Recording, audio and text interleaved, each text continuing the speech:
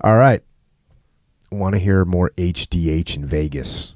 Did we talk about the HDH hands on one of the other podcasts? Yeah, we talked about it. So $100 hands in Vegas. Listen to podcast 11 if you want to hear about Markley, some of our shenanigans in Vegas. We did have there were a couple of good stories in Vegas. That was a crazy boondoggle trip. But one of them that I did remember well was we had this giant convoy of Humvees, and we were coming up to a major intersection just off the Vegas Strip, a red light. Because we were driving. Just so everyone knows, we were driving. We drove the Humvees to a range to do work up in that area. Is it an Air Force range? Nellis Air Force Base. So it's a Nellis range where they do training up there, and we had taken the Humvees from one base on civilian roads to another base, and we'd spent the day training there, and now it was time to come back to base. So we're back on civilian roads again in a convoy of Humvees, 5 trucks probably. So 5 Humvees, and we had done a drill where I was always big on you train how you fight, right? So that means if we're driving Humvees, guess what we're doing? We're mounting weapons. We're gonna be ready to get after it if we have to. Not that we're gonna have to get after it in Vegas, but we're gonna test things, because if you're not used to swinging that gun around up in the turret, then you're not used to it. So you got to practice. So we were basically in full kind of kit. I think we actually had the whole task in us. I think we had like 8 or 10 Humvees. It was a bigger convoy. Check. But so we're coming up to a red light. The red light starts to turn yellow, and the lead navigator. This is a major intersection. 2 4-lane roads that are coming up to. He gives the command blow through, which means that you're in an ambush and people are shooting at you and you're just going to keep rolling. And he says blow through.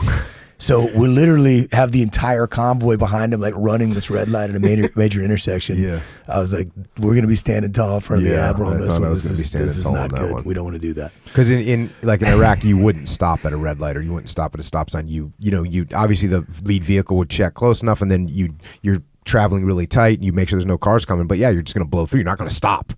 And so the call came out to blow through. So which would have get in trouble for that? It would have been a fine. Well, luckily we had some heads-up drivers that stopped at their green light and saw us coming, or maybe they were intimidated by guys with 50 cal machine guns in the turret.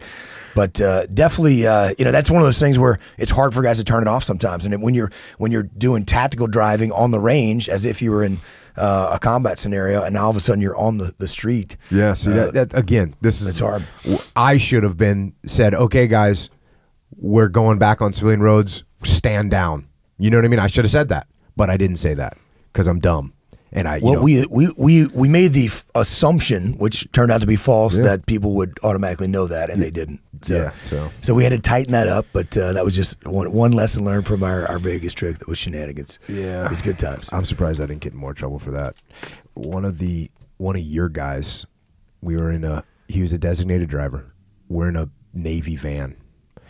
And we go from one place, we knew someone, and we were out in town, and we went from there to downtown to go to, the bars, right, in Vegas. We're pulling into a parking garage. And they have that metal pipe that says, 6 foot 2 inch clearance, or whatever the clearance was. It was a very low parking garage. So he's got this big Navy van. We come in and we kind of hit that. And I'm sitting in the back, and you know what? This is a classic example of a decentralized command. I'm not going to step on the toes. The guy's the designated driver. I wasn't drinking. I probably had a few drinks or whatever, but I definitely wasn't intoxicated. But I see, I look out and I see, we kind of hit that thing. And so we go around the corner, and then we start to actually enter the parking garage. And as we go underneath the first concrete beam, you can hear it. It scrapes against the ceiling, but it scrapes hard, and the vehicle comes to a stop. And what does the driver do? Again, this is the designated driver. What does he do? He starts pressing down the gas. He's just going to power through this. And I'm in the back. I go, dude. Blow through. I'm like, dude, what are you doing? Stop. What, are you going to rip the roof off of the vehicle? Like, back out of here and leave. He's like, well, I thought I could have made it. Oh, man. One good team guy shenanigans that we were talking about was me, you, and the Delta platoon commander rolling up to Santa Barbara. I think you actually came up to me and said, Tenacious D. Are you go in? see Tenacious D. Yeah. So for those of you that may not know, Jocko is a huge Tenacious D fan. And, the D. And I think that's how it came out. You're like, the D, they're in Santa Barbara. Let's go. Road trip. Road gig. So we jumped in. Of all the things that you gave me a copy of About Face by David Hackworth when we were working together, TU Bruiser, at the end of our tour together, and you gave me the set to the DVDs to Tenacious D. There you go. And the Delta Tank. There you go. That's the dichotomy of leadership right there. Hackworth, About Face, the Tenacious D. Yeah. So we found out Tenacious D was having a concert up in Santa Barbara. You know, we're all stationed here in San Diego, and we jumped in Jocko's Dodge 1997 Dodge Grand Caravan. 1997 Dodge Grand A lot of Caravan. people just called it the pimp wagon.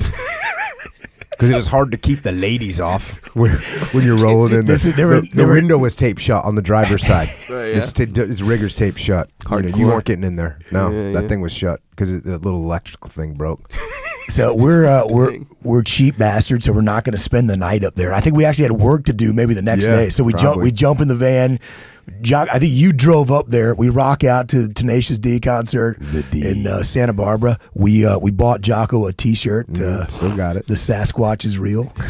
The Sasquatch is real. And I remember driving back at it was about 3 o'clock in the morning. We were like passing through Camp Pendleton as kind of where our ranges are there. As on the way back down, we just acapella singing to every Tenacious D song that we knew by heart. We're gonna make a new band. It's gonna be called Acapello D.